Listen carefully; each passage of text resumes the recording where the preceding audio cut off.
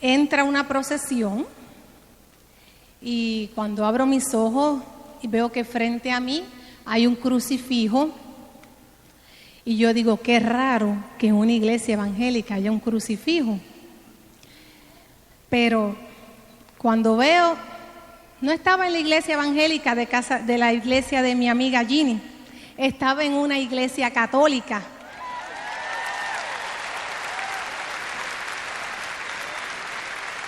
Y yo le digo al Señor, Señor, ¿qué yo hago aquí?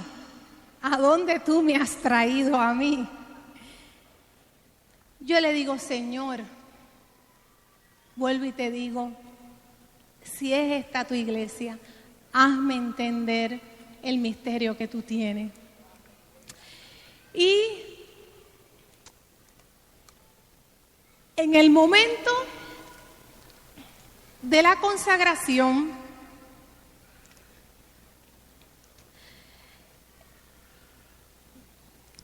caigo de rodillas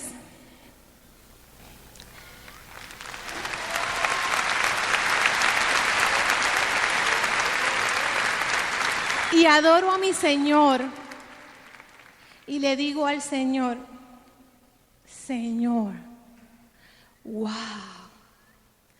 estoy viendo tu rostro.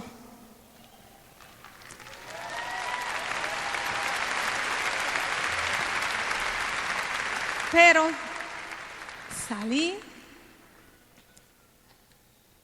pasó la semana, no me daba por vencida. Le digo a Ginny, voy para la iglesia, este domingo sí, fue que el domingo pasado no pude ir. Ok, Lice, pues no te preocupes, cuando tú quieras.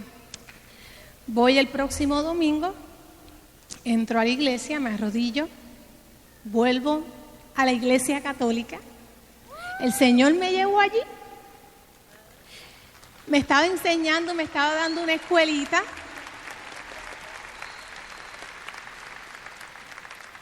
Y cuando empieza el momento de la consagración, empiezo yo a llorar y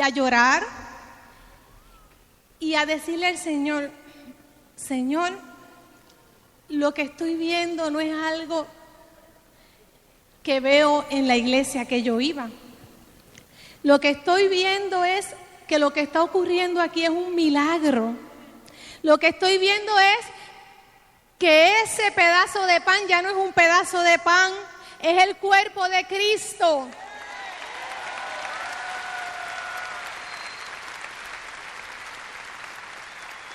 Cuando veo que el sacerdote levanta el cáliz y se consagra, había visto que él había echado vino en ese momento, pero lo que veo es la sangre de Cristo, la que él derramó en la cruz del Calvario por ti, por mí. Me arrodillo y le digo al Señor, Señor, esto verdaderamente es un milagro. Verdaderamente me has traído al sitio correcto. Me has traído a la iglesia que tú fundaste, la Santa Iglesia Católica.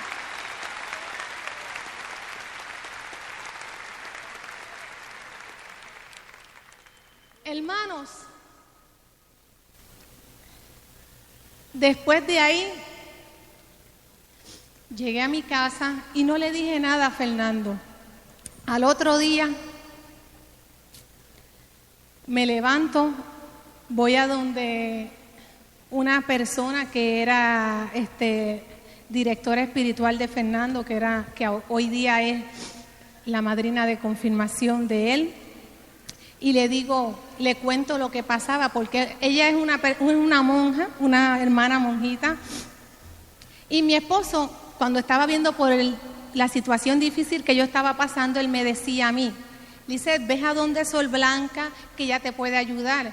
Pero claro, él me mandaba a donde Sol Blanca porque era católica, pero yo le decía que yo no quería ir a donde Sol Blanca porque yo a donde quería ir era a donde alguien evangélico que me pudiera ayudar. Y él no le hice caso, pero en ese momento Voy entonces a donde Sol Blanca y le cuento lo que me había pasado. Le conté esa experiencia que yo había tenido con el Señor. Y ella me dice, ¿ya se lo contaste a tu esposo? Y yo le dije, no, Sol Blanca, pues vamos a llamar a Fernando. Cuando Fernando llamó a Fernando, Fernando llegó, no sabía que yo estaba allí. Llega con mi niña y le digo a Fernando, delante de ella, y estaba el Santísimo, porque ella también, donde ella está, hay una capilla. Le dije a Fernando, Fernando, yo quiero que tú sepas que he tenido un encuentro con el Señor, que entro contigo a la iglesia. Me di cuenta que verdaderamente esa iglesia fue la que el Señor fundó.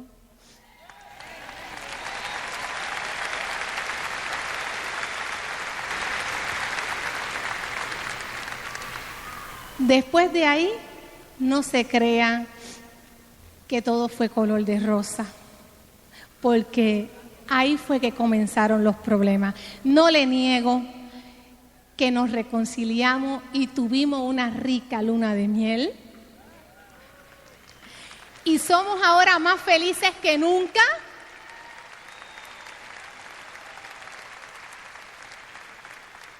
Pero ahí fue que empezó la prueba verdadera. Porque ahí fue que entonces empezamos a recibir rechazos de nuestras amistades, de nuestros hermanos, que quiero que sepan que no son hermanos separados, son hermanos esperados.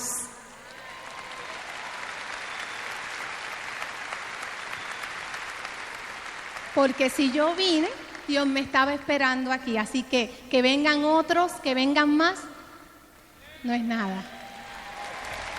Así que está prohibido decir hermanos separados, porque se oye feo. De ahora en adelante son los hermanos esperados. Muy bien, los hermanos esperados, porque hay que orar mucho por ellos. Y quiero que sepan que en el momento que ya nos reconciliamos, que empezamos a recibir llamadas telefónicas, rechazo, salíamos con nuestros niños a cenar a algún sitio, a algún shopping, extendíamos la mano a ciertas personas que se llamaban ser amigos, y hubo mucho rechazo, pero el Señor nos estuvo a prueba. Mi esposo, teólogo, al fin, con un doctorado, él pensaba y él me decía a mí, no te preocupes que ya, como el Señor nos trajo, ya el Señor obró contigo, ahora vamos a ir a donde el sacerdote de la parroquia y ya tú vas a ver que en 2 o 3 semanas vamos a empezar a prepararnos para hacer la primera comunión. Ya en un mes podemos hacer la primera comunión. Pero no aplaudan mucho porque no fue así. El Señor no quiso que fuera así.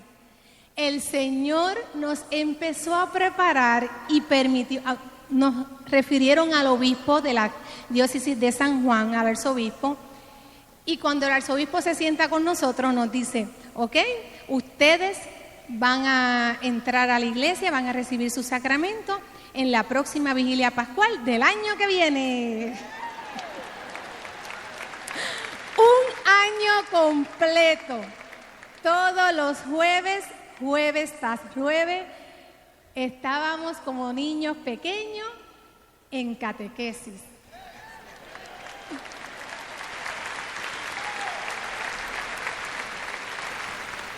Y quiero que sepan, hermanos, que domingo tras domingo o día tras día que nosotros íbamos a misa, llorábamos como niños pequeños porque no podíamos comulgar, teníamos que recibir al Señor espiritualmente. Y envidiábamos cada vez que ustedes los veíamos poder comulgar a nuestros hermanos y nosotros sentaditos ahí, inclinados con nuestros rostros, diciéndole: Señor, que llegue ese día. Estamos deseosos por saborearte, estamos deseosos por recibirte.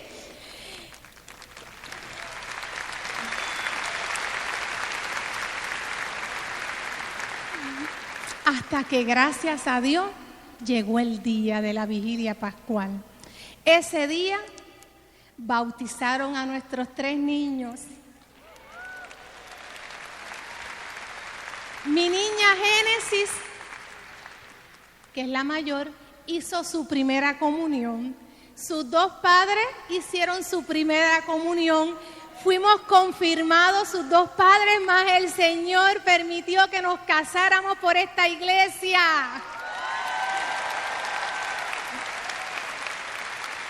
El Señor permitió que tuviéramos todos esos sacramentos porque estábamos casados bien legalmente ante la iglesia, pero por esta iglesia el matrimonio es un sacramento y uno se casa aquí una sola vez. Así que no podíamos dejar esa bendición. El obispo nos dice: hoy los vamos a casar porque ustedes están casados legalmente y ante el Señor, pero queremos que se vayan completos. Gloria a Dios por eso. Cuando llegamos al momento más grande, hermanos, y pudimos recibir al Señor, ese día esa noche no sabíamos si íbamos a sobrevivir porque estábamos tan y tan emocionados que pensábamos que íbamos a morirnos de tan grandioso que era lo que iba a ocurrir. Hermanos, y nos los hemos saboreado hasta el día de hoy. Yo les quiero decir a ustedes, hemos sufrido mucho, Lisette y Fernando y su familia, sus 3 hijos, porque han tenido que sufrir desprecios de muchas amistades. Y para poder llegar a recibir al Señor no fue fácil. Pero ¿saben qué? Ya lo tenemos y lo estamos aprovechando. ¿Estás tú aprovechando al Señor? ¿Estás tú saboreándote al Señor como tienes que saboreártelo?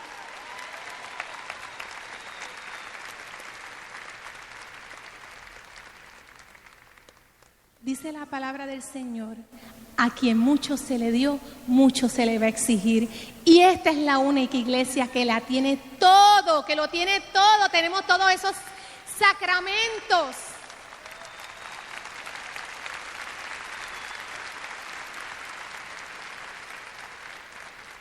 Y también dice en Juan 6, 51 al 54, quien come y bebe mi sangre, este tendrá vida y vida eterna.